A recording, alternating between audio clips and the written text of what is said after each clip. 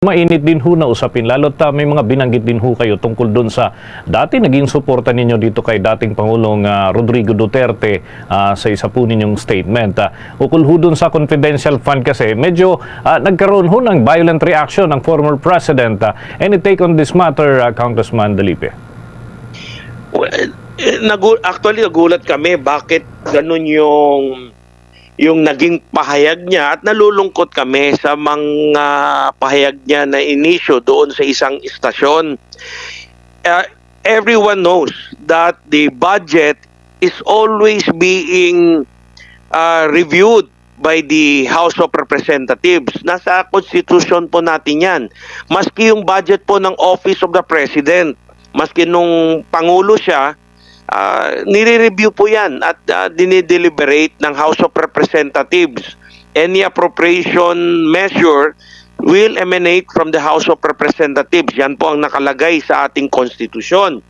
At medyo nalungkot kami kasi may mga statements siya na ginawa dahil siguro ito sa reaction niya doon sa mga reprioritization na ginawa natin sa mga ilang ahensya. Kasama na rito yung Office of the Vice President at nilagay natin sa NICA, sa NSC, nilagay natin sa Philippine Coast Guard at iba pang mga nangangailangan.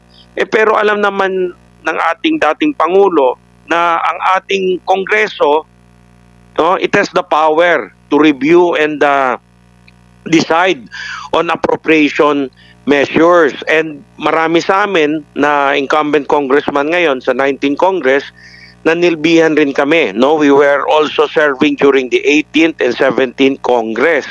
And lahat ng suporta na hiningin ng ating dating Pangulo, we went all out support.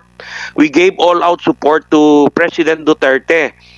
Kasi naniniwala kami na kailangan magkaisa kami, especially nung panahon ng pandemic, kung anong kailangan na legislative agenda na kailangan ipasa na hinihingi ng dating Pangulong Duterte, sinuportahan po namin siya. At yung House of Representatives was never remiss in supporting his administration. So partner po kami. We are partners. Kaya lang nagulat kami sa mga recent statement niya na bakit ganun kababa yung tingin niya sa amin? Partner niya kami. 17 Congress, 18 Congress. Lahat ng tulong kailangan niya, sinuportahan po namin siya kasi ang pananaw namin, we are his partner. The House of Representatives is the partner of the President. And through all those two terms in Congress, 17 and 18 Congress, we were never remiss in giving our all-out support to him.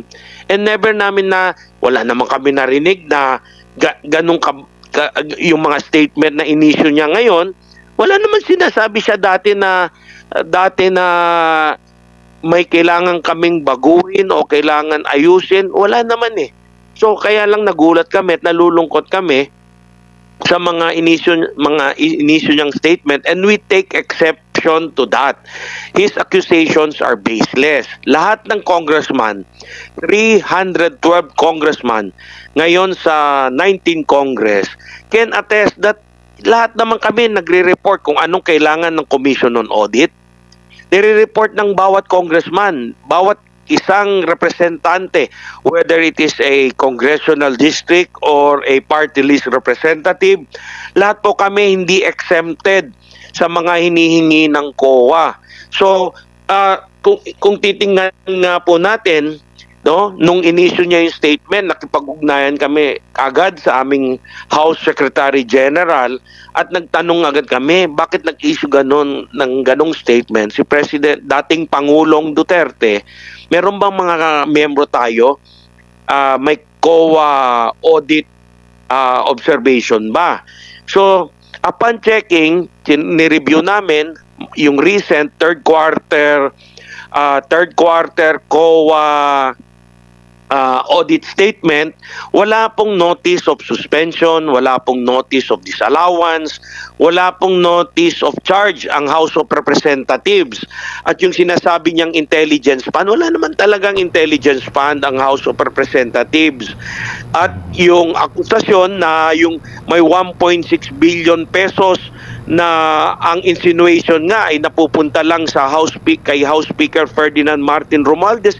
Hindi po totoo yan. Alam ng lahat ng congressman yung 1.6 billion ay pinaghahati-hatian equally to all members for their operation.